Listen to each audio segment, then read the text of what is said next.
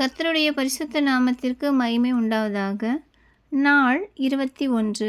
சிந்தனை: தேவனை மறக்கக்கூடாது. தாவீது ஆடு மேய்க்கிறவன். தாவீதை ராஜாவாக்க கர்த்தர் திட்டமிட்டு அபிஷேகம் பண்ணினார். தாவீது கர்த்தரை நேசித்தான், விசுவாசித்தான். கர்த்தர் தாவீதோடு இருந்தார். தாவீது கோலியாத்தை முறியடித்தான்.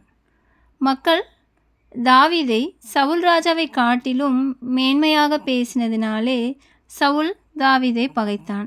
கர்த்தர் தாவீதை பாதுகாத்தார். தாவீது கீழ்ப்படிதல் உள்ளவனாயிருந்தான்.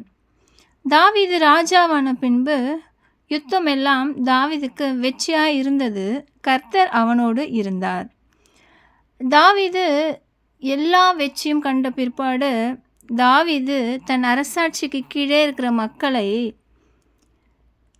மக்கள் தொகையை கணக்கெடுக்க சொல்லி யோவாபை பார்த்து சொல்லுகிறான். கர்த்தரோ தாவீதின் மேல் கோபம் கொண்டார். தாவீது இம்மற்றும் வெற்றி பெற்றது கர்த்தரால், யுத்த வீரர்களால் அல்ல.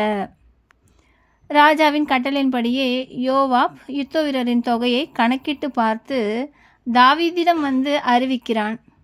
அப்பொழுதுதான் தாவீது உணர்வடைகிறான். ஐயோ, நான் பாவம் செய்தேன்.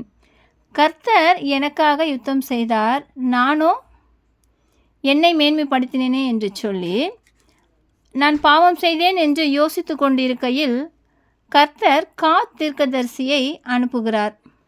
காத் தீர்க்கதரிசி சொல்கிறாரு, கர்த்தரை நீ விசுவாசியாமல் லக்கம் பார்த்ததினாலே கர்த்தர் உனக்கு 3 காரியத்தை உன் முன் வைக்கிறார்.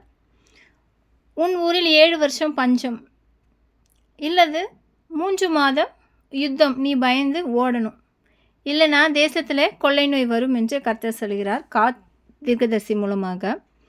தாவீது தீர்க்கதரிசியை பார்த்து சொல்கிறார், கர்த்தர் கையில் விழுவோமாக, அவருடைய இரக்கம் பெரிது என்று சொல்லி மனுஷர் கையில் விழாதிருப்பேனாக என்று சொல்கிறான். தேசத்திலே கொள்ளை நோய் கர்த்தரால் அனுப்பப்படுகிறது. அந்நாட்களிலே 70,000 பேர் மரித்து போனார்கள். கர்த்தர் பிற்பாடு மனஸ்தாபப்பட்டு கொள்ளை நோயை நிறுத்தி தாவீதை நோக்கி பலி செலுத்த சொல்லுகிறார். தாவீது கர்த்தருக்கு பலிபீடத்தை கட்டி பலி செலுத்துகிறான். நாமும் நம் வாழ்க்கையில் கர்த்தரோடு இருக்கிறோம். எல்லா ஆசீர்வாதங்களையும் பெற்ற பிற்பாடு அவரை மறந்து உலகத்திலே மூழ்கி நம்மை அழித்து கொள்ளுகிறோம்.